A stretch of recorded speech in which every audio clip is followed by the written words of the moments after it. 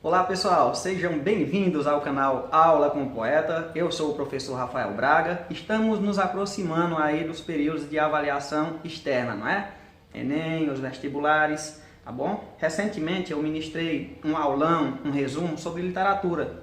Literatura aí as três fases, um resumão, três fases do romantismo, tá bom? As três fases em uma super aula foi ministrada via canal da Seduc para todo o Ceará, tá bom? Mas eu tenho aqui a gravação e eu quero trazer para vocês, então assistam a aula, façam anotações, eu espero ajudar vocês, tá bom? Então, vamos para a aula.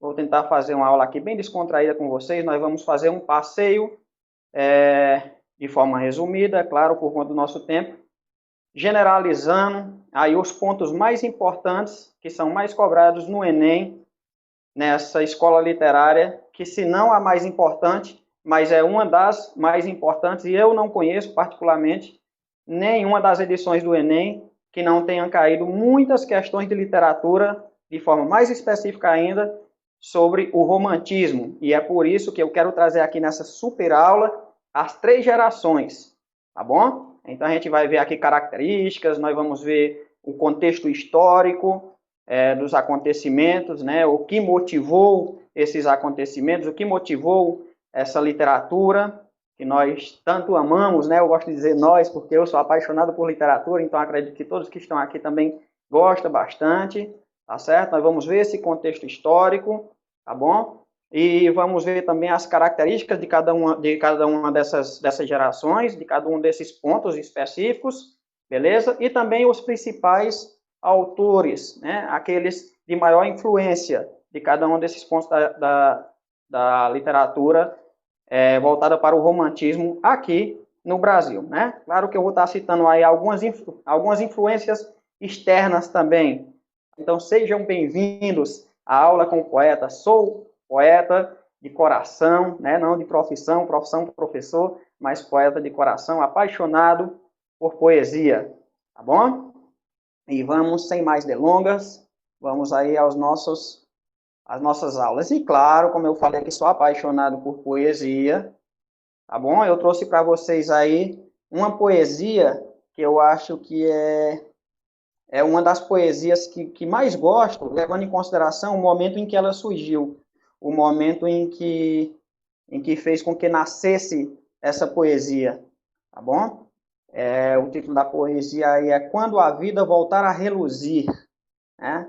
E eu disse o seguinte: sempre que vou recitar poesia, eu gosto de colocar o meu chapéu. Não esqueçam de visitar lá o Aula com o Poeta. Vamos lá. Eu disse o seguinte: quero o fim dos abraços virtuais quando esta nuvem fim se dissipar. O brilho ímpar que vem do olhar, que o robô mais perfeito é incapaz. E digo com certeza que jamais, não importa qual seu computador, o sentir físico e o amor, celular nenhum pode transmitir. O toque e o brilho do sorrir, rasta-pé do forró com seu calor. Quero tudo e se quero muito mais, quando a vida voltar a reluzir, e tudo puderes deduzir, mas que tudo o que eu quero é paz. Os dias sei jamais serão iguais, mas tudo também tem o seu bom som. As famílias vivendo em um só tom, o bom Deus nunca erra em sua mão, e voltar agora? Eu quero não, mas seguro será tudo de bom.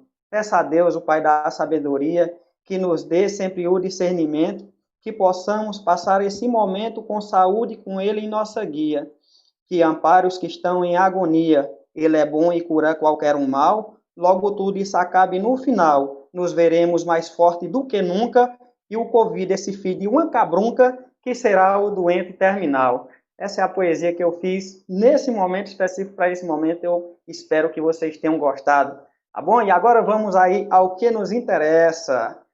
Vamos falar sobre o romantismo. O que é o romantismo? Muitas vezes, quando a gente fala em romantismo, só aumentar aqui um pouquinho a tela. Pronto. Que não é o caso de vocês aí, certamente, mas quando a gente fala em romantismo, geralmente já acende aquela luzinha lá, né? voltado para essa questão aí dos afetos carnais, né, dos crush, como nós utilizamos hoje em dia, né? Mas não é só isso, tem também essa parte, mas não é só isso, beleza? E para aqueles que não conheciam, vão estar conhecendo agora, e aqueles que já conhecem vão estar se aprofundando mais ainda, beleza?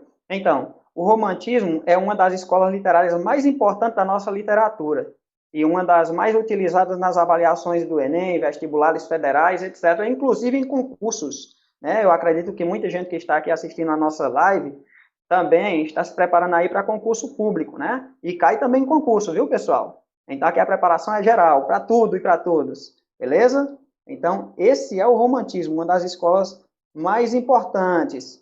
Bora lá. Primeiro, a gente tem que entender o contexto histórico. Como foi que surgiu toda essa história aí do romantismo? Né? Por que essa questão do romantismo? Para que a gente possa compreender as fases e os momentos. Então, contexto histórico. Nós temos, primeiro aí, se inicia na França, na Alemanha e na Inglaterra. Nosso ponto primordial é aqui no Brasil, mas eu quero só que vocês compreendam que, assim como todas as outras escolas literárias, exceto lá o modernismo, né, que também sofreu, de certa forma, uma influência, né, mas o romantismo e as outras escolas literárias, todas foram influenciadas por movimentos que aconteciam fora do nosso país, né, até porque nós estávamos ainda em pleno desenvolvimento. Então, se inicia na França, na Alemanha e na Inglaterra. Dois aí, momento em que temos uma classe social em ascensão, no caso a questão da burguesia, lá na Alemanha e na Inglaterra, né? Os ideais da França. Três aí, temos nesse momento a palavra-chave do romantismo, a idealização ou uma ideologia, né? Idealização ou ideologia, nós vamos compreender isso aí bem direitinho, ok? O quadro de Delacroix virou o símbolo da Revolução Francesa e um dos ideais iluministas. Né? Aí nós temos as questões filosóficas e questões históricas que influenciaram bastante, né? Inclusive os ideais do iluminismo, ok? Nós temos aí no século XIX, entra um grande gênero literário, que é a questão do romance, já voltado para aqui para as características que a gente vai entender bem direitinho a seguir. E uma das principais características do romantismo é o egocentrismo, o individualismo e o subjetivismo. Vamos compreender o que é isso.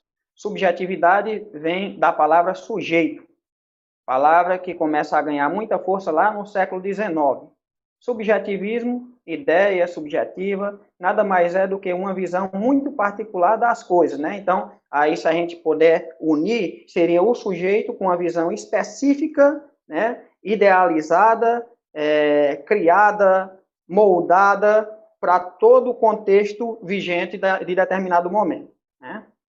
Então, vamos ver aqui. O herói ou heroína do romantismo são idealizados, ou seja, eles quase vai atingir a perfeição, né? Isso é muito fácil de explicar, levando em consideração que os românticos, em todas as três gerações, eles eram extremamente utópicos. O que é isso? Deixando de lado aquilo que é 100% real e criando algo diferenciado, né? Só lá na terceira geração é que eles vão voltar-se um pouquinho mais para a realidade, mas ainda não é aquilo que a gente vai ver lá no realismo, que é posterior ao romantismo, né? Então nós temos essa questão de algo idealizado, algo criado, algo que foge do que é real, né? E que na mente deles, né, o que a gente viu agora há pouco, na mente deles vai atingir quase que uma perfeição. Isso somente na mente dos românticos. Vamos lá. E aí nós vamos agora para a questão do nacionalismo romântico. Agora nós vem voltando aqui para o nosso país, né, para o surgimento do nosso país, né, e esses ideais e idealismos, né, românticos, como influenciou aí todo o nosso contexto histórico até aqui. Eu gosto muito de citar essa questão do contexto histórico, porque para mim, a literatura nada mais é do que uma forma mais bonita de contar a história, sabe? É uma forma bem mais bonita de contar a história. E algumas dessas fases da literatura, né, dentre estas o romantismo, elas ilustram muito bem essa questão da idealização, da capacidade de criar algo que não existe pela necessidade de que exista algo diferenciado, algo melhor, né? Vocês podem ver que eles criam algo melhor, além daquilo que existe. Né? Então, a literatura se faz necessária. Né? O romantismo se faz necessário. Tá bom? Então, vamos ver aqui. Romantismo no Brasil. Vamos aumentar aqui. Se inicia em mais ou menos, né, aí, em 1836, o momento literário.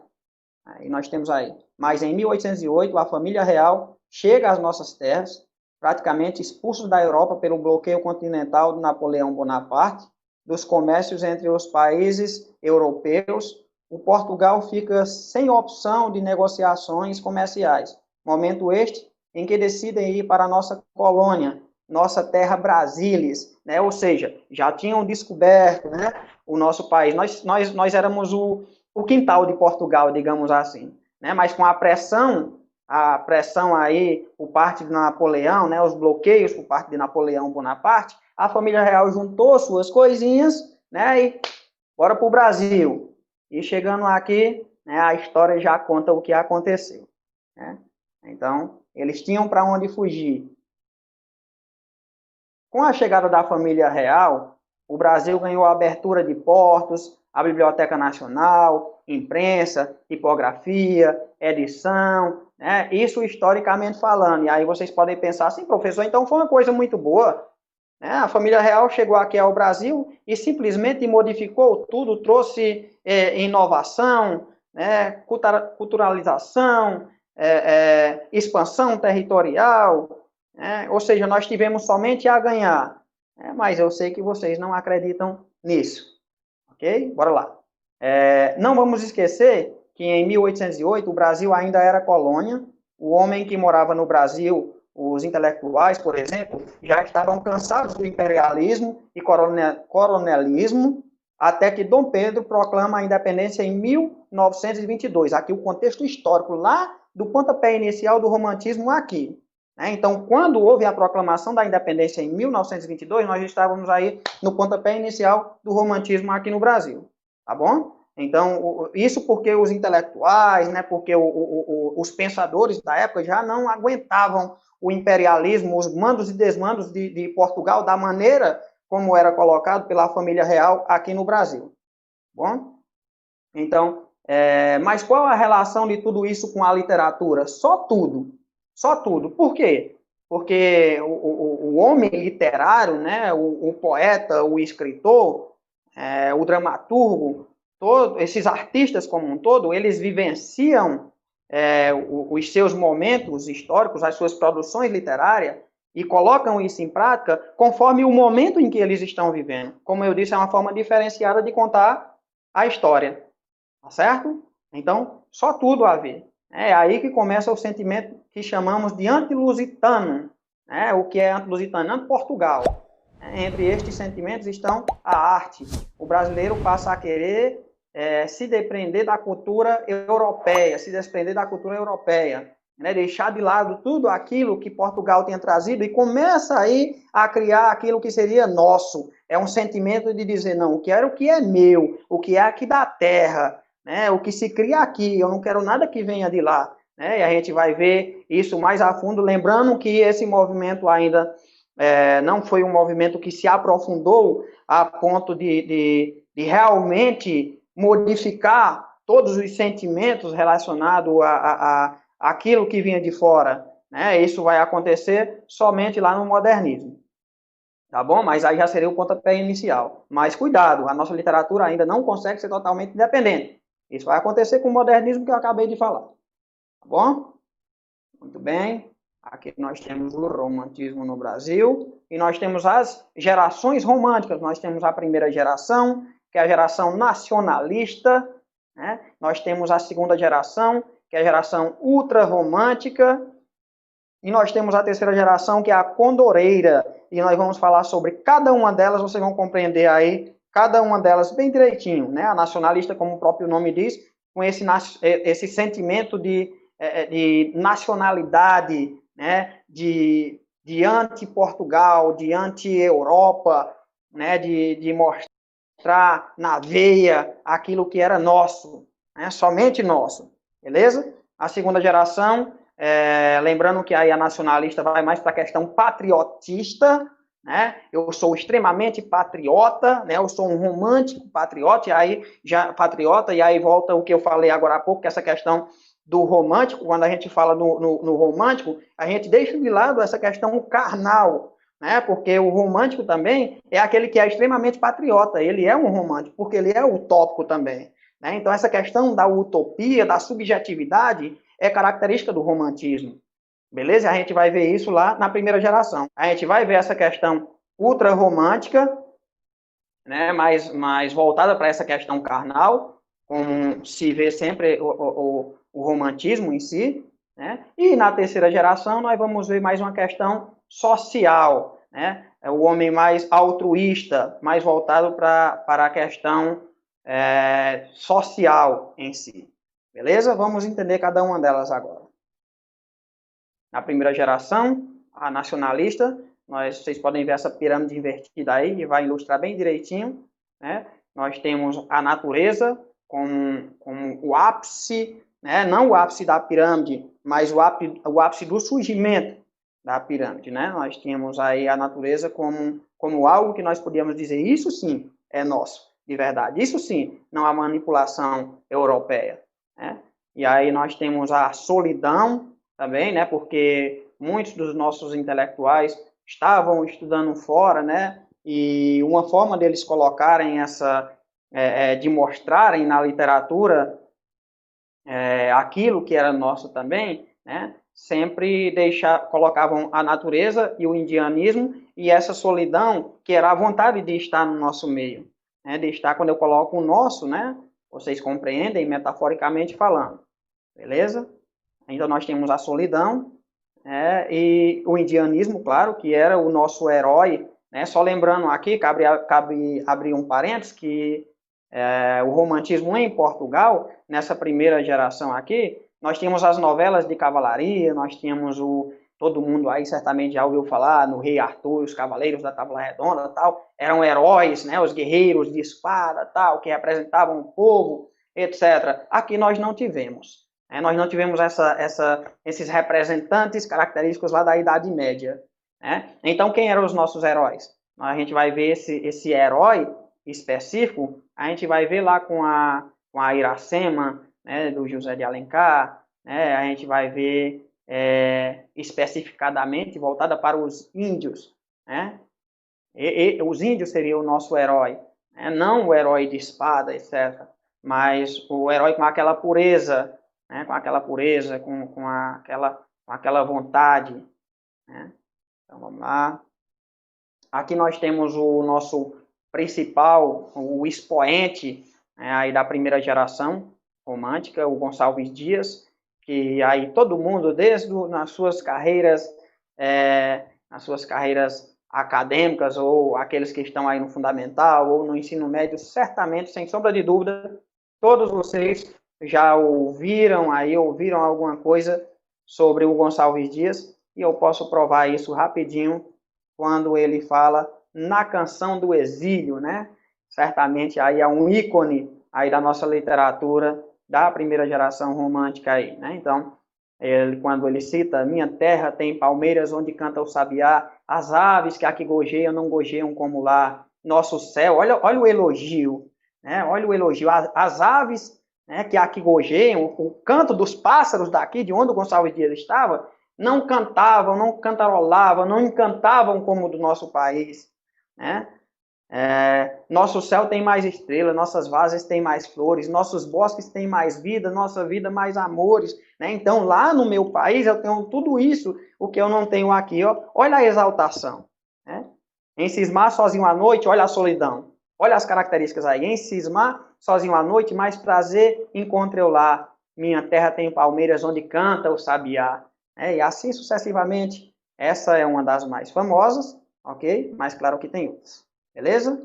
Sigamos em frente, aí nós entramos agora na segunda geração romântica. Pessoal, eu espero que esteja fazendo com que vocês me compreendam, que eu não esteja falando muito rápido. Enfim, continuemos. Segunda geração romântica, né, a ultra romântica. Galera, aqui é o seguinte: o pessoal era doido. loucura total. Beleza? Loucura total. Literalmente a galera se matava. Bicho, o pessoal morria de amores, certo? Aqui a geração ficou conhecida como o mal do século, né? Nós tínhamos aí todo um contexto social, claro, também que influenciou isso, né? Nós vivíamos um momento aí de uma doença que se alastrou, aí a tuberculose, né? Que se alastrou e matou muita gente, né? E os caras eram boêmios, né? Nessa época, os caras eram extremamente utópicos relacionados às mulheres, principalmente, né? A mulher era aquele ser encantado, intocável, perfeito, virgem. Nossa, era uma loucura. Os caras criavam uma mulher que, pelo amor de Deus, era algo assim celestial, entendeu? É algo loucura total, né? Então eles criavam isso aí. Olha o mais louco.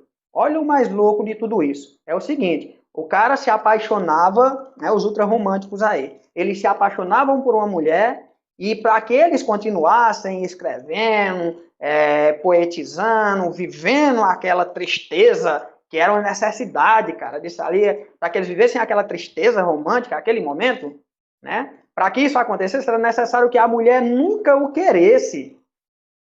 Dá para entender a loucura? Né? Era algo platônico ali, intocável. Ou seja, eu me apaixonei por alguém ali, mas aquele alguém não pode me querer. Não pode haver uma reciprocidade do meu sentimento. Pois a partir do momento que houver isso, acaba toda a minha inspiração, acaba a minha melancolia, a minha tristeza, né? Cara, eles viviam isso, sabe? Eles queriam isso, né? Então, as características principais é a melancolia, a tristeza, a depressão, o satanismo, né? Por conta dessa questão da morte e tal, a obscuridade, além de, claro, né, a questão da morte que eu acabei de falar. É isso? Então, nós temos aí o amor exagerado, o amor exacerbado, idealizado, né, aquela perfeição. Vocês podem ver que essas questões do idealizado, né, do subjetivo, sempre está presente em tudo, tá bom? Então, nós temos aí o amor idealizado, exacerbado, né? Tem a questão do pessimismo, ou seja, não importa quanto esteja bom, sempre vai estar ruim. Olha a contradição, né? Sempre vai estar ruim. Os caras eram pessimistas total. Ironia e sarcasmo, né? Sempre extremamente intelectuais, mas sempre batendo de frente aí. Né? A evasão. Pessoal, o que é essa evasão? Isso aí cai muito em Enem, viu? O que é essa evasão? É a fuga. É a fuga do eu. Sabe, eu crio algo que não existe, claro, né? Mas seria uma outra dimensão, sabe? Uma outra dimensão na minha mente ali, vou viver aquilo. O problema é que os caras queriam trazer isso para a realidade, né? E aí bebendo bastante, fumando bastante, naquelas noites, na taberna que a gente vai ver daqui a pouco, né? Aquelas noites, aquelas loucuras todas, né? E aí os caras se perdiam mentalmente e acabavam, muitos deles, morrendo. Foi um dos momentos em que grandes nomes da nossa literatura, grandes poetas morreram muito novos. É isso? Triste, mas era aí a geração ultra-romântica. E aí é o que se aproxima mais dessa questão carnal, viu? Que muitas vezes, quando a gente fala em romantismo, lá no ensino médio, a galera já se liga, já remete diretamente a essa questão do amor carnal, né? Mas não é só isso, né? Como vocês estão vendo, vai muito além de tudo isso, beleza? Continuemos. Bora lá. Aqui, um dos influenciadores, eu falei que íamos falar sobre as influências aí externas, né? Um dos influenciadores aí foi o inglês e Devasso, enlouquecido, né? Devasso, o negócio do cara era loucura total, sabe? O negócio do cara era mulher, era bebida, sabe? Loucura. Eu não vou utilizar algumas palavras aqui. Enfim, vamos lá. O inglês devasso e enlouquecido, né? O Lord Byron. Né? Para os românticos, a morte possuía outro significado. Era o mesmo que liberdade. Morrer era deixar de sofrer. Olha o quadro aí. Né? Ou seja, o cara sofria bastante, de certa forma ele procurava, por conta da visão que tinha, né? A visão diferenciada da vida, do que seria sentimento, né? E a única forma de deixar isso dali, né? A única forma de liberdade era deixando de existir, né? Então a morte era uma atração pela morte aí, né? O Caspar Friedrich é um dos mais conhecidos pintores românticos, né? Então nós temos as pinturas aí também. É importante lembrar disso, né, pessoal? A gente fala muito da literatura, né, dos escritores, dos poetas, né, mas em todos os momentos da literatura nós tínhamos os pintores, nós tínhamos os escultores, nós tínhamos os dançarinos, nós tínhamos o teatro, né, enfim, né, os artistas, né, sempre se colocavam conforme determinado contexto histórico. Tinha aquela galera que ia para as ruas, tinha aquela galera que batia de frente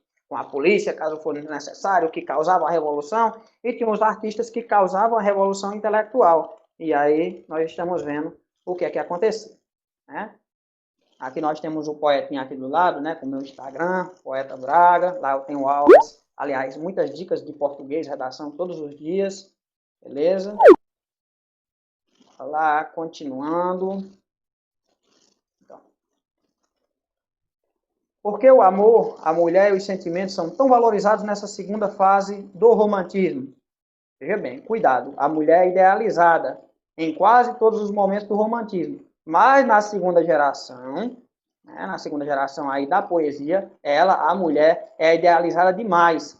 E esta é uma preferência do próprio Olímpico, ou seja, como eu falei, eles queriam que fosse dessa forma, né? Não era que fosse um sofrimento assim, imposto, sabe? Eles queriam que fosse dessa forma. Era uma visão de mundo que eles tinham, né? Então, o próprio Eulírico sentia a necessidade de sofrer, digamos assim. Então, ele opta por idealizar, imaginar, sonhar com a perfeição dessa figura feminina do que tê-la propriamente dita. Ou seja, opta pelo irreal ao real, né? Eu prefiro aquilo que eu idealizei, eu prefiro aquilo que eu criei sobre alguém pelo qual me apaixonei. Até rimou aí. Né? Eu prefiro isso do que algo que seja real. Porque a partir do momento que haja esse entrelaçar amoroso, a partir do momento que eu traga isso para a realidade, o que é que vai acontecer? Essa pessoa, esse ser amado, vai vir com todas as imperfeições. Todas as imperfeições que são específicas nossas enquanto humanos, né? Então, os caras aí criavam a perfeição, né? E sabia que na realidade não era assim. Vamos entender melhor. Olha só. Agora a gente vai para que vocês compreendam aí a questão da idealização. Olha, eu quero que vocês pensem, imaginem e idealizem, né? A gente tem aí que eu acho que é uma lasanha. Acho que é uma lasanha, né? A gente tem aí uma lasanha, a gente tem aí uns morangos com chocolate. Imaginem, beleza? Isso é o que você pensa, isso é o que você imaginou e o que você idealizou. Agora vamos ao real. E aí a mãe chega com uma sopa, não é ruim, mas naquele momento não era sua idealização. Na realidade, né, na verdade, ruim foi você ter imaginado uma lasanha e uma sobremesa deliciosa, né? O que você imagina e o que realmente chega, né? Se bem que essa sopa aí está bem apetecível, né? Mas vejamos, idealiza-se uma coisa, só para ilustrar, né, o pensamento da época vigente, idealizava-se algo e quando nós tínhamos a realidade, né, quando a gente vai ver aí na literatura, a realidade era totalmente diferente e eles tinham esse medo da realidade porque eles sabiam que era diferente. Então, eles criavam algo utópico, algo subjetivo e vivenciavam isso dali na mente deles. Isso certamente não ia dar em boa coisa, né? E a galera enlouquecia literalmente. Beleza? Então, bora lá. Ó. É por isso que se sofre tanto nessa segunda fase do romantismo, porque se cria, imagina e idealiza algo natural, né, isso é algo natural dos humanos no decorrer da vida, e não se atinge o que se esperou. Todos nós ainda somos românticos quando dizemos que alguém é romântico, que alguém possui uma visão romântica das coisas. Este é o real significado, né? Uma pessoa que idealiza as coisas. Então, todos aqueles que idealizam, aí está o real significado do romantismo. O romantismo é idealizar, é o subjetivismo, é a utopia. Nós temos a necessidade, viu, galera? Nós temos a necessidade de sermos românticos. Não deixem de ser românticos, tá bom? Mas depende para quê ou por quê, né? Dica do Aula com o Poeta aí. Se liga na dica, beleza? Se liga na dica. Seja um romântico no ensino médio. Foco no Enem. Idealize sua vaga na universidade. Idealize a sua vida acadêmica e o seu futuro profissional. Não coma sopa, né? Apesar que boa, mas não se acomode. Não se acomode, não coma sopa, né? Coma lasanha com a coxinha, um brigadeiro ou qualquer outra coisa que você gostar aí, que você idealizou, e corra atrás que a gente está aqui para ajudar vocês. Beleza? Bora lá, continuemos.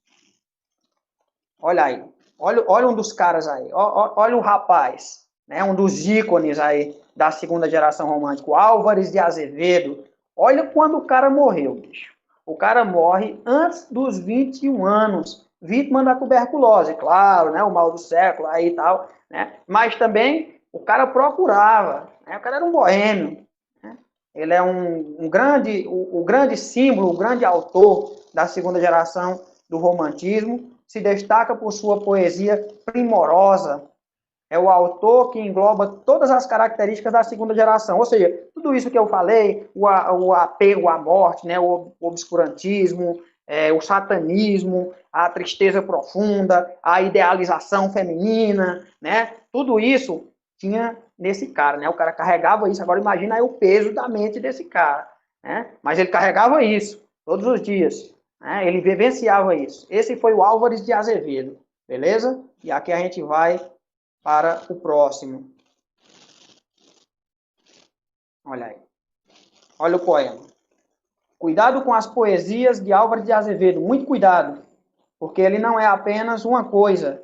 Ele abordará a escravidão, e aí a gente tem que ter um pouquinho de cuidado, né? Porque essa questão da escravidão nós vamos ver de forma mais profícua, né? mais prolixa, lá na terceira geração, que a gente vai falar sobre ela daqui a pouco, com o Castro Alves. Tá bom? Então, cuidado, porque esse estilo de poesia também pertence ao autor Pedro Ivo, né? Poesia sentimentalista sobre ele próprio, e daí vem o famoso poema Se Eu Morresse Amanhã, né? Se Eu Morresse Amanhã. Sua poesia é sentimental e faz muito uso da idealização da figura feminina. E mais do que tudo, ele também fará 2 tipos de texto diferentes, teatro e contos. No teatro, escreveu o famoso texto Macário, jovem que encontra um velho senhor e que mais tarde descobre ser o diabo. Olha a questão aí do obscurantismo, né? E em contos escreveu a obra Noites na Taberna. É muito idealizada, muito utilizado nos vestibulares. Pessoal, eu estou me aproximando aqui porque eu estou utilizando no celular, tá bom? Então, só para que vocês compreendam aí porque eu me aproximo e fico dando zoom. Então, na Noite na Taberna aí nós vamos ter coisas que foi assim, chocante na época, até hoje, né? Até hoje, nós temos aí a questão do incesto, da necrofilia, da debolação, beleza? Então, bem louco aí, né? Os caras eram, no mínimo, digamos assim, viviam em outro plano, né?